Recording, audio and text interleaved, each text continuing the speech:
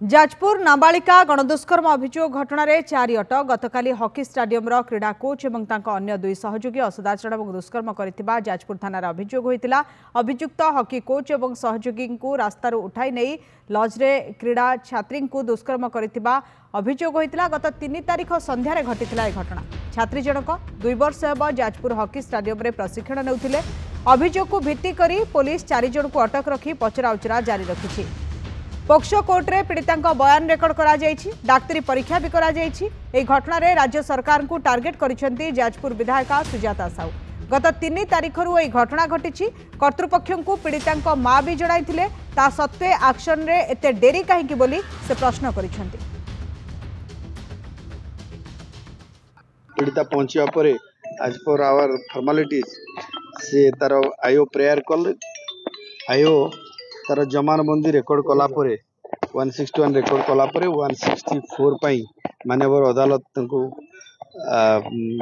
आदेश देइचंती एवं संपृक्ता पीड़ितांकर बर्तमान section 183 BNS अनुसार तांकर जमानबंदी रेकर्डिंग मध्य चली से रेकर्डिंग पर दफाटी घटनाटी ऑफेंस गुड़िक कौ मोड़ नब तापर कौन टर्न करुच्ची ताको आम अपेक्षा करके देखुछु। शिक्षा क्षेत्र रे हो बा क्रीड़ा क्षेत्र रे हो से माने तांको भविष्यत गढ़ंती। तेणु आज सरकारंकर अपारगता हो बा सरकारंकर अवहेला हो बा प्रशासन हो से शिकार होउचंती महिला माने। सरकार कौन कही सरकार को आसीथिले नारी रो सुरक्षा करथिले, स्वच्छ शासन करिवे कहिथिले, ताले आज करिसेंती कौन? जी ये घटना घटेची ताकू कठोर भाव रे शास्ति दरकार, जहा कि शास्ति सीए ताकू सारा ओडिशा उदाहरण पाल्टिब।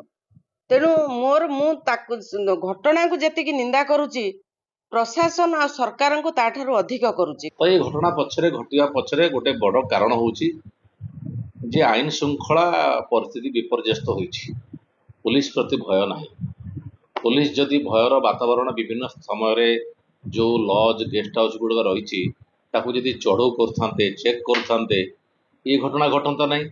आउ जो प्रशिक्षण केन्द्र रही तदारख करने कथा, विभाग अधिकारी माने तदारख करने कथा, अन्य माने भी तदारख करने कथा, देखा कथा जो झील मैंने कम कर विभिन्न समय विभिन्न घटना घटुची बारंबार घटुची अत्यंत गुरुत्व सहकार निया साधारण घटना नुहे। जाजपुर ब्यूरो हेड तपन महांती आम सहित जोड़ी होती आलोचना करने। तपन 3 तारिखर ए घटना घटला। जाजपुर गणदुष्कर्म घटना 4 जन को अटक रखा वर्तमान सुधा एवं बयान भी रेकर्ड करा नाबालिका। वर्तमान अपडेट कौन ये घटना को?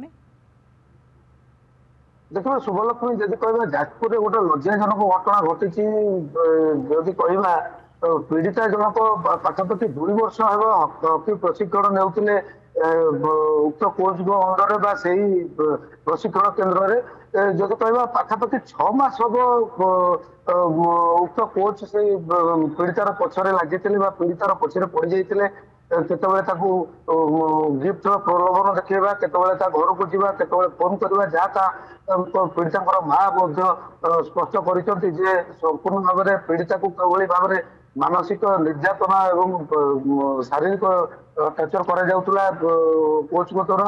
अन्य पक्षरे देखा गत काली घटना घटवा पर जाजपुर पुलिस कोच एवं 3 जन सहयोगी को आनी अटक रखी। आज पुलिस पक्षर एक सांबादिक सम्मेलन करा संपूर्ण भाव में तथ्य रखा जदि कह ये जो घटना घटी जाजपुर गोटे लज्जा बोध हो जहाँकि साधारण बुद्धिजीवी आरंभ कर साधारण लोकों मध्य गोटे चर्चा होची जाजपुर प्रथम थर पर आईन श्रृंखला विपर्यस्त होती कह जाजपुर प्रथम थर पर नारी मैंने आज तपन गत 3 तारिखर ए घटना घटला। जो भली तत्परता पुलिस प्रकाश करने कथा, जो भली कार्यानुष्ठान ग्रहण करा कथा ठीक से भाव है अभियोग आसूची। हाँ देखिए निहाती पक्ष कारण जो 3 तारिख दिन घटना घटी पीड़िता माँ आसी प्रथम क्रीड़ा अधिकारी को जड़े विषय में क्रीड़ा अधिकारी कमिटी द्वारा या जांच कर परवर्ती मुहूर्त कथा को टाणी छाक दे माने जो भाई भाव में अटका जावा कथा अटका जा रखा जदि परवर्ती मुहूर्त जिते पीड़िता माँ कौन न्याय न पाई गतकाली जाजपुर थाना गत 20 तारीख दिन जाजपुर थाना एफआईआर देते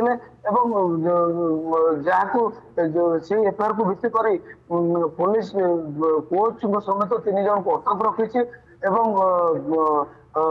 हॉकी स्टेडियम को परिदर्शन कर जो लॉज अच्छे एसडीपीओ और आईआईसी बुले देखी